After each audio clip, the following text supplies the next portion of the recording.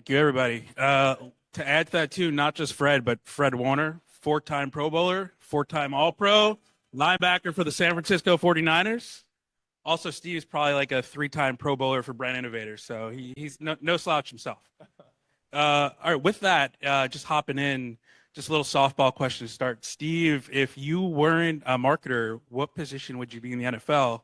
And Fred, if you weren't in the NFL, what would your career be? Me? Sure. Let's start with Steve. Well, I mean, as a sports fan, I've definitely thought about this a lot. Not that fast, but I got good hands. So possession receiver is what I'm going to go with. Very nice. Yeah. Very nice. And I could see that. Yeah, I don't think I'd want to cover you. You got some quicks to you. Man, what would I be instead of an NFL player? Maybe a marketer. Who knows? I've always thought about, maybe like a firefighter, still get into the action, right? Help people. That's what I've always thought of if I was an NFL player. Yeah. Right. Both respectable moves. Thank you. Position receiver, like the firefighter. That's right. All right, Fred, first up question. So you're also regarded as one of the smartest linebackers in the league. What are some of the green lights you're looking for when brands kind of want to do bigger partnerships, when Experian reaches out? What are you kind of interested in that gets you to sign up? Yeah, I mean, it all got to match together in terms of your value system. There's things that I value in my life, whether it's, work ethic, discipline to my craft, being a good person out in the community, all these things that I know Experian, it values in the same things that they want and people that they're working with. So I think that value system has to match. You can't just go out working with anybody. You got to make sure you do your due diligence and make sure it's a match for sure. Steve, how'd you land on Fred? A lot of players out there, a lot of influencers. Why Fred Warner? I mean, NFL's tough, because you got your helmet, right? Who's recognizable in the NFL? Quarterbacks, a few brand ambassadors that are out there. But we found Fred because he was doing this podcast with his wife, and it was called Warner House, and it was them two in their home talking about football, but they just talk about life stuff and their baby and not sleeping that night, and it was like such a real conversation. And it was like I wanted to hear him talk about not football stuff, and I was like, that's the type of guy that I think would really resonate in a campaign. I mean, Experian's not like the crazy sexy brand that is going to do these amazing huge production shots or shoots. I mean, but we want to get the realness out of it, right? And I thought Fred was just really real, and so our first campaign was Fred and his wife. And obviously the chemistry's there. But yeah, like, them talking about Experian, it just like, it was super natural. And then year two, it was like, okay, what's our next campaign with NFL players going to be? And I'm like, we got to go back to Fred. Like, he was so good. Thank you. That's too kind. And yeah, so it just made a lot of sense. So. Yeah. And kind of building on that for both of you guys, it's like, what's that line about being authentic but being too controlled? Like, what kind of wiggle room do you like, Fred, as the brand ambassador? And Steve, like, how much do you like kind of extending that line, letting Fred kind of build on the brand, talk about it how he kind of feels natural? Yeah, man, I'm willing to do anything that they're asking of me. I just try to just be myself in everything that they're asking. I think that's what people connect with the most is the authenticity of a human being, and be like, hey, yeah, I play football for the San Francisco 49ers, but I'm just like you, right? Like I'm a human being. So I think if I can kind of convey that through the messaging and anything that we're doing, I think that's what means the most. They usually don't ask me to do anything too crazy, so it ends up working out. But yeah, they've been great. It's been an amazing partnership together with us. Although they did have you go on Pardon My Take yesterday, so that was a little tough, but it was fun.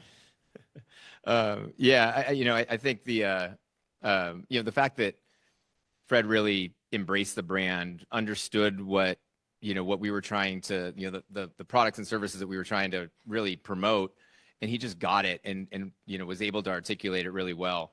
I think we've all, or at least I can say myself, I've had creator, influencer, celebrity integrations that didn't work, right? And sometimes it was my fault, right? I would say, hey, you have to say these things, and then it doesn't let the talent riff and let them, like, they know who they're talking to, they know their audiences, and they can communicate to them better than I can communicate. I can tell them how to communicate to them. So we definitely had some misses, and it's partnering with the right ambassador that's going to be authentic, and it's going to really get what we want to do and get what we want to say and put it out there. And let me just say this too. I mean, it truly is about like the commitment to the brand. Like it's not just about a paycheck. I think you see guys, they'll want to, do a deal with somebody and they're sitting there the whole time. They're like, oh, how much time do we have left? Right. You know what I'm saying? But it's about committing to the relationship that you're building. Right. And I think if that's important to you, then you're going to go into it with a whole different attitude and mindset when you're actually executing the different things.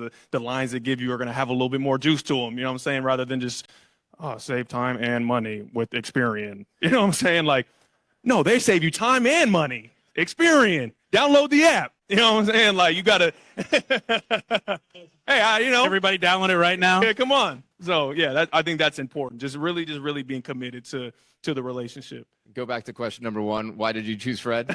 You guys get that part? The answer. The way he was working the room before, it's not hard to see. Also, has everybody seen the BFF spot with Fred and Puka? Yeah, awesome spot. You can't miss it in the championship games. Maybe a Super Bowl spot. Steve. Not year? Super Bowl. Next We'll year. See. Next year. All right. So the topic 2 of the panel was trust. So for you, Fred, obviously trust is earned on the field, snap by snap. When you're talking about a financial brand, how do you think that trust translates to fans and their life and their money, and kind of then when you're speaking to them, like, do they trust you for who you are, or how does that come to life? Yeah, I guess trust is absolutely earned over time. You have to build a rapport with someone in order to earn trust. But also, I think people trust you by your reputation and who you are. I think if you have a reputation of being of high character and a good individual, then usually people are more willing to trust you. So, but at the end of it, you gotta build that over time with making sure that you're being consistent in what you're offering and executing on those things that you're delivering. And Steve, how does that work for you guys, right? Because everything you're putting out, from athlete partnerships to brand spots to podcast marketing, like, trust is at the core. So how do you guys view it? I mean, absolutely. We have to be really careful of who we choose, why we choose them. Obviously we talked about why we chose Fred, but I also think that you build that trust with the partner, right? And I could say, hey, Fred, like, we're going to do this. We're going to do a commercial and we're going to shoot this day, and you show up and this is what you're going to say, and that's it. That's fine. And that happens and that works. But Fred's got a podcast. And I said, I want Experian to sponsor the podcast, right? I want him to be, he knows us already. I want him to know that we're his partner. Fred was on Radio Row promoting Experian yesterday. It's like, it's a full circle, and that circle of trust is earned both ways. And, I think Fred would be like, yeah, I did this commercial for Experian, but it's more, right? And it's like, no, I do all these things for Experian, and Experian, helps me and, helps promote the things that I'm doing too. And I think that's really important. Speaking of that podcast, you want to talk a little bit more why you decided to hop in there? How's that going? Do you like the interview style? What does that look like? Yeah, podcasting is interesting. I think as athletes, you see us in the media sometimes when we're at our lockers or post-game interviews, and we're very buttoned up, because they're telling us not to say too much, but you still want to be able to give well thought out answers. And podcasting is such a huge space now where it seems like everybody's got a podcast. So it was almost kind of like, do I want to go into podcasting? And, it's already kind of diluted, but I'm like, no, I got something to say. And I know my wife definitely got something to say, So I'm like, hey, why not? It only makes sense. So we originally had started our podcast, The Warner House, with me and my wife, where we were able to talk about, not just football, but just day-to-day life. We'd sit down, and it was almost like, we're sitting down just talking about our day, like just catching up, because during the season, it is so long, strenuous hours where I don't even get to spend a lot of time with her. So it was almost like therapeutic, almost like we're just sitting there, we're rapping, we're talking about our days, catching up. And so people could kind of, they loved the authenticity between the relationship between me and my wife. And then now I got another podcast called The Real Ones, which I started because I did sustain an injury this year, which took me out for the majority of the season. Thankfully, thank God I'm back to being on my feet and being back fully healthy. But it did allow me to create this new podcast where I just been able to, talk to different athletes across the league and be like, man, let me give you some flowers that you may not get in the national media, you know, and just kind of different things like that. So it's been awesome. I've loved every second of it. And speaking about what goes on in the house, that changed about a month ago, I think, for you. What I heard. That's right. earlier. Yeah, I had a baby girl about a month ago. So healthy, beautiful as ever. Thank you, thank you. 202 is tough. It's a grind, you know. Not a lot of hours of sleep for my wife, but and also me, of course. We're in it together. We're in this thing together. I'm a hands-on father, I promise. So, yeah, no, it's fun. I love my beautiful babies, and yeah, we have a blast. Yeah, and also too. So now that you have your own podcast, you've been doing a lot of other podcasts this week with players. You do hits on Ryan Russillo.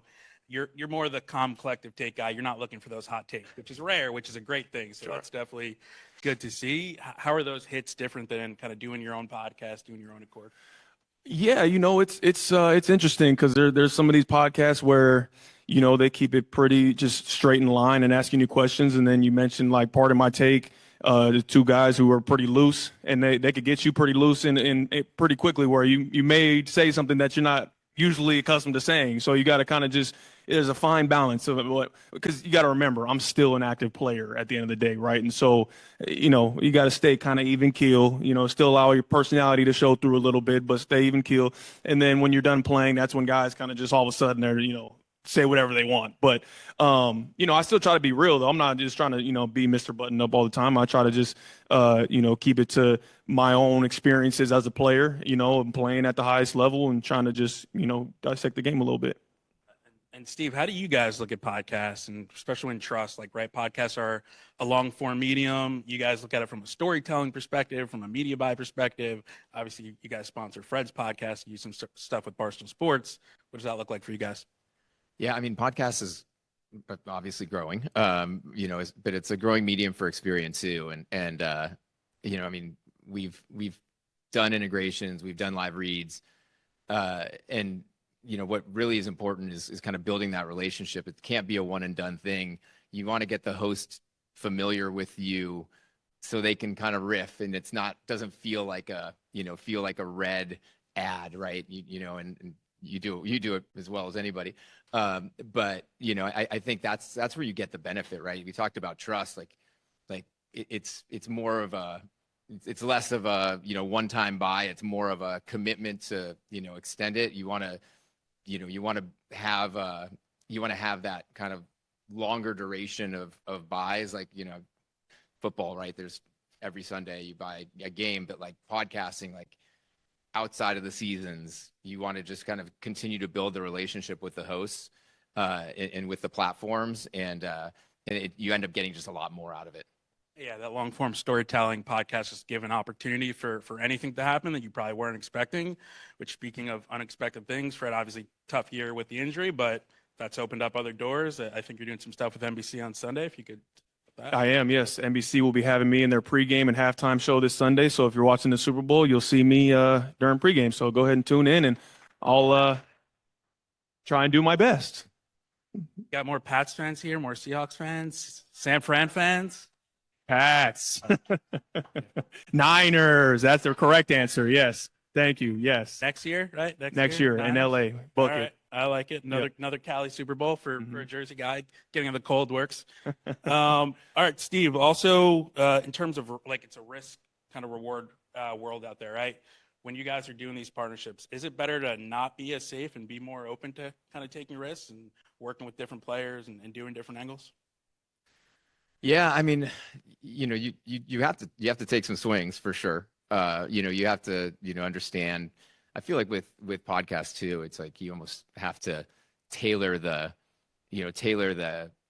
ad read and the content, the outline, whatever you want to tell the host, to their audience, right? It's not one size fits all at all, right? And you have to know, what you guys especially, right? Like Fred was saying, like, pardon my take yesterday. That was different than a lot of the other shows that we did, right? And but now that those guys are more familiar, like with us, with Experian, as a brand, they're just more willing to talk more, to riff more, and I think it's like it takes the risk out of it a little bit because you've developed that relationship.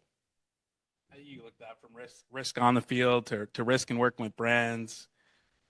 Yeah, no, I think there's always going to be I guess, a level of risk involved, but you want to make sure you cross your T's, you dot your I's, you do your research, and you ask the right questions. You have people in your circle of trust, which we've continued to talk about today. And I think with those relationships, they're not going to steer you wrong as a player, especially. They're not going to have you work with a brand if it doesn't meet those standards and values that I talked about earlier on. And yeah, I think that as long as you have that established, and it makes everything else easier when it's in terms of working with brands. And obviously it's Super Bowl week, but Steve, you guys are doing a ton in the broader sports world. Like, how do you guys approach not just football players, but other athletes and bringing them into your campaigns? Yeah, I mean, live sports is definitely a big part of our media strategy. The unduplicated reach of live sports, the kind of must-see TV angle of it all, right? It's there's no Thursday Night Friends episode and where everyone's talking about it the next day, right? It's the NFL, right? Everyone's talking, and the water cooler talk is, did you see that game? Did you see that play? So for Experian to be involved in that way, I think is important, to be involved in that conversation. And so live sports has been big. It has been big for us as far as like an advertising perspective. But then to break through, getting athlete representation, getting athletes to promote your brand while you're running in those games. I think it's not disruptive, but it's definitely eye-catching, right? You want people to want to watch. I want to know what Fred Warner's saying. I want to know what Puka Nacua is saying.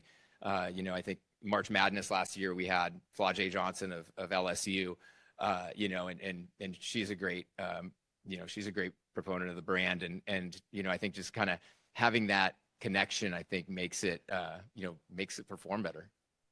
And Fred, do you look at other athlete-led campaigns as inspiration, get ideas from them? Yeah, of course, I always want to make sure I'm doing better than all of them, and then everybody want to work with me. No, I'm just kidding.